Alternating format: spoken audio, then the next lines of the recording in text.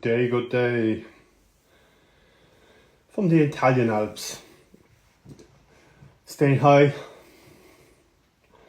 that's the old motto I learned in British Columbia. Gotta stay high, that's where the best riding is, that's where the best snow is, that's where the best air is, that's where we want to be, higher in the stratosphere. Today, we're going to talk about connection. Because it's all about connections. Connections. How do we keep our connections powerful? Well,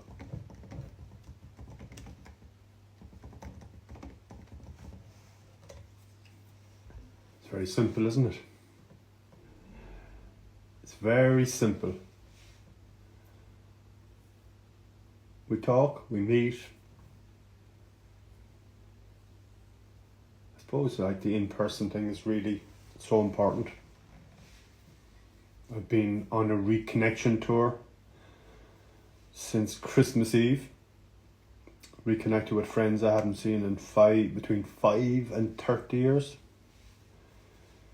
And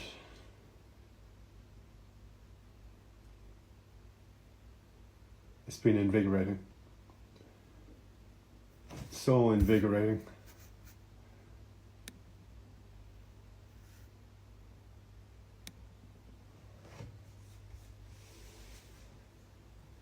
I was in Paris last weekend, meeting with a friend I hadn't seen. I saw him previous Christmas for the first time in 29 years. And that was quite the eye-opener, because his recollection of our escapades was absolutely amazing. Absolutely amazing.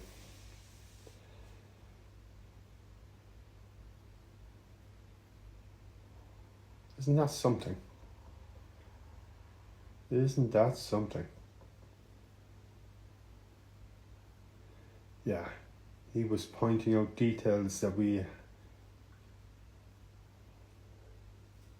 engaged in a international drinking game. The Irish versus the French.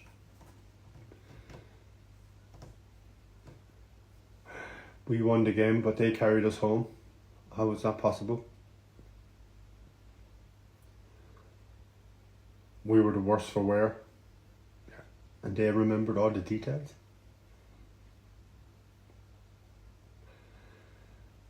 I suppose it just brings to mind that comment, you'll never beat the Irish. Whatever that means. So, connection. The connection for him remained powerful. Even though he moved, he got married, he raised 3 kids, they're now working in the legal profession or finance or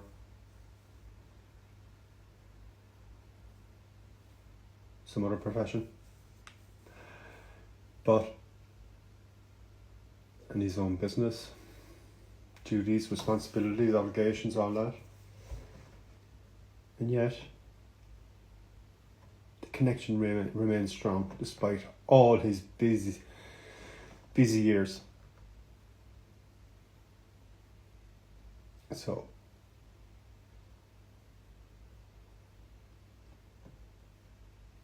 memories. Isn't that something?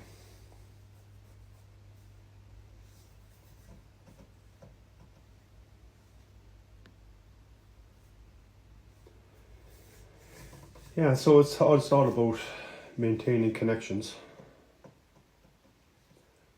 and finding the best way to make your connections so powerful.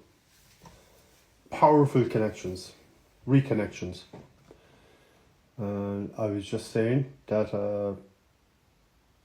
I've been on a reconnection tour since Christmas Eve, 24th of December, meeting with friends I haven't seen from anything from 6 years to 30 years. In Ireland, in France, in Italy. Portugal is next. So it's been really powerful to meet and connect with friends that have fantastic memories of our time together. Even 30 years ago. They still remember details. So the fact that we made such an impact, such an influence on people 3 decades ago, and they still remember our times together, just goes to show you the power of the connections we make and the impact we have, which we don't realize, which we forget. So what for you is the most important part of a powerful connection? Is it the way that you've made someone feel? Or is it the way that someone has made you feel? Or is it a two-way street? No doubt. But when it comes to breakups and a powerful connection has been broken, how do we deal with the fear of being alone after a bad breakup? Because we can't reach out. We can't reach out to talk about the memories we've shared. We can't talk about, in fact we can't talk. You know, the no contact rule. And look, if someone has broken up with you, they don't want to talk to you anyway. They're just relieved that the breakup is over. So, that leads to some anger and resentment towards our exes, which, you know, we must find a healthy way to deal with that, because that can eat us up, really, really gnaw at our insides. We get bitter, we get angry, we lose our trust, we lose our ability to connect with people at some level. Something has been taken away from us. So we have to handle that, especially if we see our ex moving on a bit faster than we are, because, you know, maybe they were dealing with it earlier. They knew what was coming, you just didn't see it. So it's very important that we pay attention to caring for ourselves. You know, my friend in Paris last weekend was explaining that he is so tired, so exhausted from providing for his family, his business, his wife, everything in his life except himself. And all he wants to do is get in his car and take 3 months or 6 months or a year off and just go drive around France, visit friends and get away from it all. And he's not even going through a breakup. So imagine how a breakup compounds that, because he can go back to his family. He's got his loved ones. But even he struggles with self-care.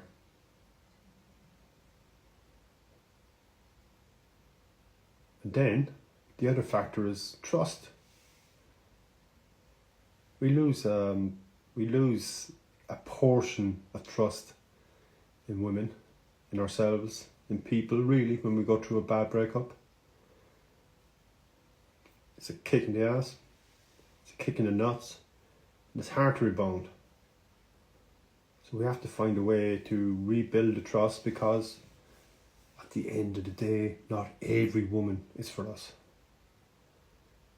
In fact, we can tell by the number of real, true friends we have in our life that the amount of women out there that are actually for us is a very, very, very small percentage. So we have to find a way to trust again, because that's the only way that we're going to attract the woman that's going to actually make our life better. the Michelangelo effect, which is bringing out the best in each other. Where Michelangelo might have been the third or fourth sculptor to attack that stone that became David. And the only reason he was able to make a difference is because he saw what he wanted to do. He saw what he wanted from that piece of stone and hacked away everything that wasn't a part of his vision. That's the kind of relationship we're looking for. Someone that will bring out the best in us. Someone that believes in us. So we have to find a way of re-establishing trust in others, in ourselves. We have to trust ourselves first. Maybe we haven't put enough thought or effort into trusting ourselves because maybe it's hard to look into the future and decide exactly what we want. So when we know what we want, we can really trust our decisions because we're showing more awareness, we're receiving better choices, and then we can make better decisions when it comes to relationships. And that comes from trust and trusting ourselves, especially after a toxic relationship, which is it's a serious lesson in how not to get involved. Not getting involved in another mess. Yeah, maybe the honeymoon period is pretty cool, but it really kicks our ass being involved with a toxic relationship. So we have to trust ourselves to know that we don't want that again, so we don't get involved. We walk away. We don't feel like we're getting lucky because, maybe the girl is hot. She does crazy things and that's, very attractive sometimes. So we have to trust ourselves not to get involved. And look, staying friends with your ex, it's probably not the best connection. It's probably not the best idea. There's too many memories and it's probably raw. It might take maybe, some time to get over it, but, it's not often that you can be friends with your ex. A friend of mine died 6 years ago, and it always struck me as very unusual that there was about 6 or 7 of his ex-girlfriends at the funeral. That to me was extraordinary. How did he pull that off? I really struggle to understand. But I'd be looking at my funeral, I'd say maybe if I had one ex, it would be a lot. So, horses for courses and all that, but it really is a better idea to just move on with your life. And as one guy said, I don't know who said this, but the best revenge is a life well lived. So just go live your life. That's all you can do. But live it well, live it better. Being friends with your ex, that's up to you, but you have to decide, is that relationship something that is valuable to you? Is it a connection worth keeping? Is it a healthy relationship?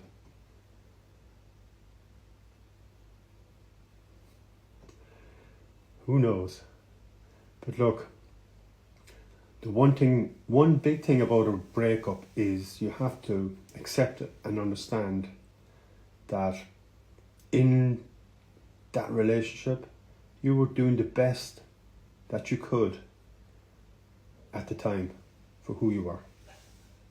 Once you accept and understand that, you're not going to blame yourself as much because it's so easy to do that. That voice in our head, it's so willing to point a finger of blame at you. And that's no good because look, it's not a clear picture. It takes two to tango, There's three sides to every story. So it's not all your fault. You can't blame yourself. You can't heap a load of guilt onto yourself because the breakup was not all due to you. You really, really cannot blame yourself. Okay, you can do things better. You can become better. You can learn the lessons from hard breakups, bad divorces, all of these things. So the important thing is like to accept and understand that you're just doing the best you can with what you have. So, the lessons learned from breakups. What are the red flags that you need to watch out for when you're moving on from a bad breakup? What are the lessons you've learned? Is it stay away from girls with tattoos? Is it stay away from girls with pink hair? Is it stay away from girls that manipulate and put you down? Like, my worst relationship was with a girl that I had to give her a nickname. I called her Judge Judy because she was so critical, so judgmental.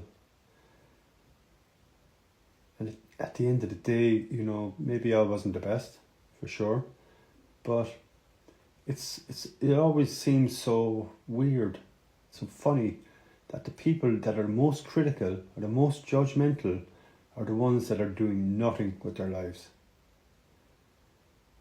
I mean, I shouldn't have got involved with her, that's for sure, but, you know, I did, and I made a mistake, but what's worse is what I put up with during that relationship and the permission I gave her to judge me and criticize me and really put me down with contempt. So for me, red flags are like, first of all, a girl has to have high standards. What do I mean by high standards?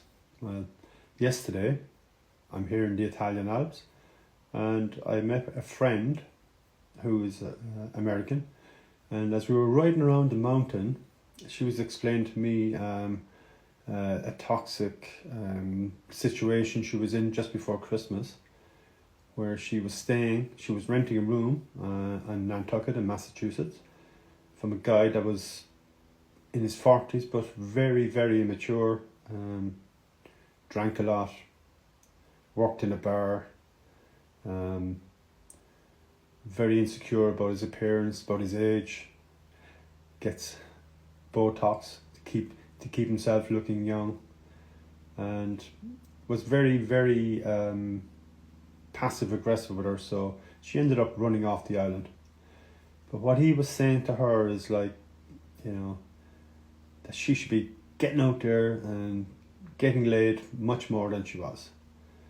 But her reply was, that's not what I'm into. I'm looking for a long-term relationship. I mean, I'm looking to get married. I'm looking to have kids. And she explained to me that kind of behaviour, and she's building a business as well, that kind of behaviour wasn't very conducive to where she is and where she's going and where she wants to be. So she wasn't messing around. She was willing to wait and like forego instant pleasures, instant gratification, and maintain her standards so that she gets exactly what she wants. She's willing to wait for that. That's the kind of woman that really impresses me. Woman with high standards. Because they're never going to judge you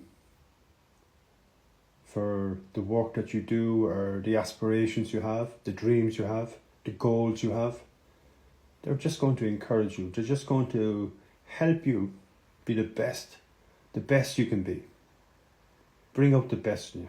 They push you, they challenge you in the right way. but never judge you. So,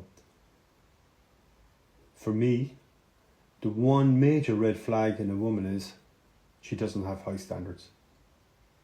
Everything else after that just falls into place. Is it worth getting involved? Probably not. What are your thoughts, lads? Have you any alternatives to red flags that you'd look for in a partner? Any red flags that you're watching out for, that you're very aware of and you're trying to avoid?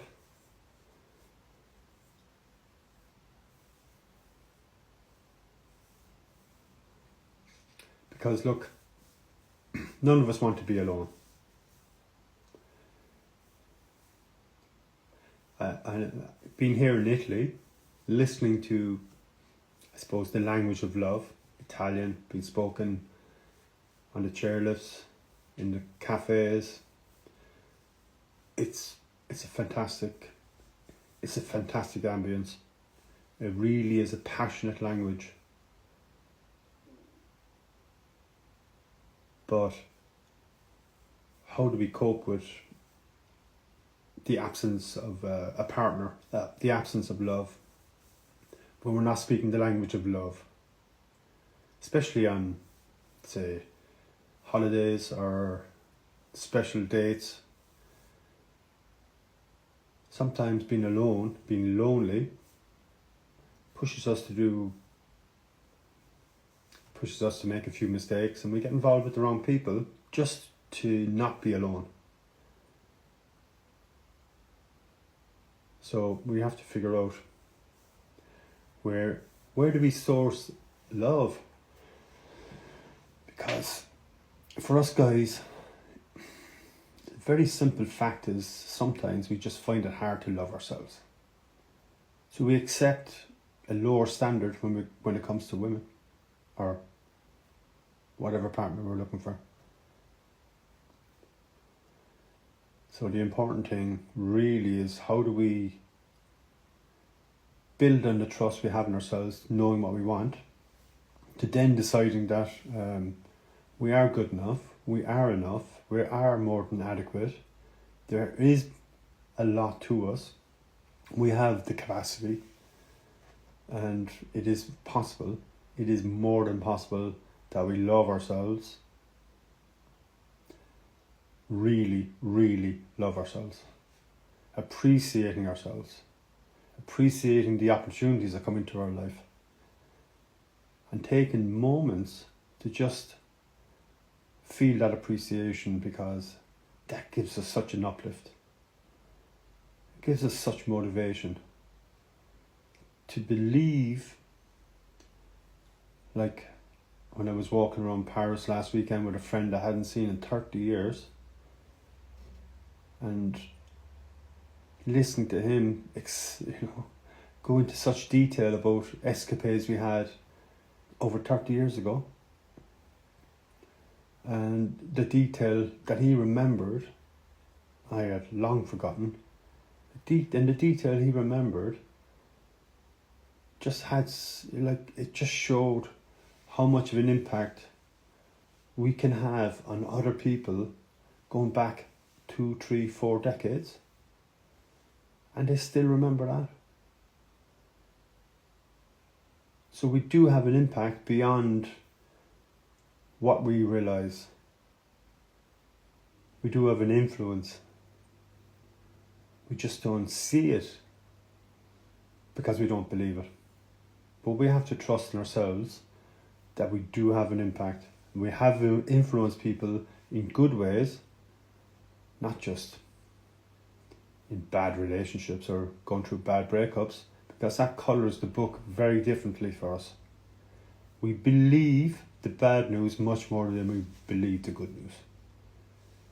But, I mean, that girlfriend, Judge Judy, I don't remember many details, but the fact that my friend in Paris remembered so many details, that is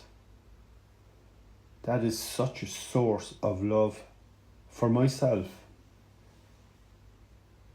that is like more powerful than any breakup. So we have to believe that we have an impact, we have an influence, and we should, and we have to love it. We have to love ourselves. So the important message really is get in touch with people and find your ways. Find your ways of validating your own love for yourself. Which is what I'm doing in this European tour. Reconnecting with friends and family that I haven't seen, between 6 and 30 years. In Ireland, France, Italy, Portugal. All these friends with great memories reminding me of the impact and the influence I've had on their lives and the love they feel for me and the love I feel for myself. So no matter what happens in a breakup, we have to remember that we love ourselves. And, too bad woman, too bad partner, you broke up with me.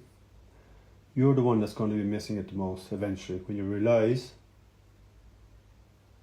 you let someone who loves himself go.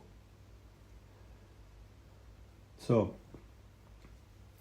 that seems like a very powerful way to find closure after a bad breakup.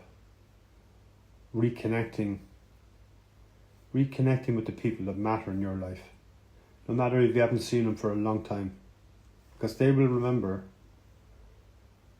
you at your best at a particular moment in time.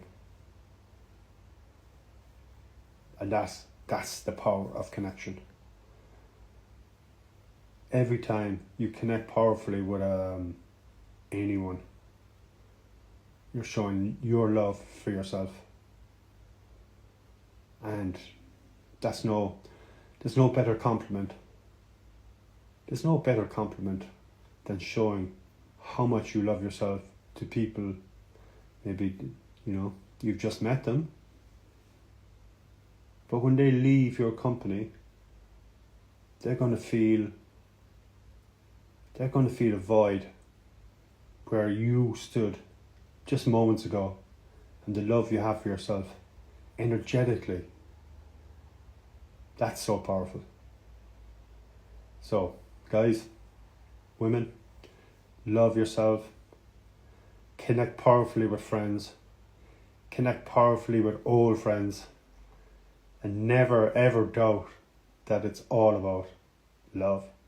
Love for yourself and the connections, the powerful connections you make with other people. Because they don't forget.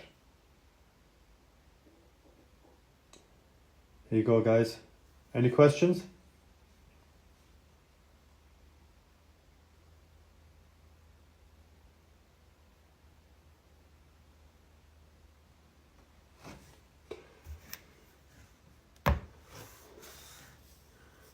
All right. Thanks for listening. I really appreciate your joining me here today. I hope you've taken away something from it and it resonated with you. And I'll be doing this at 11 o'clock every Saturday morning, local time. Thank you. Peace.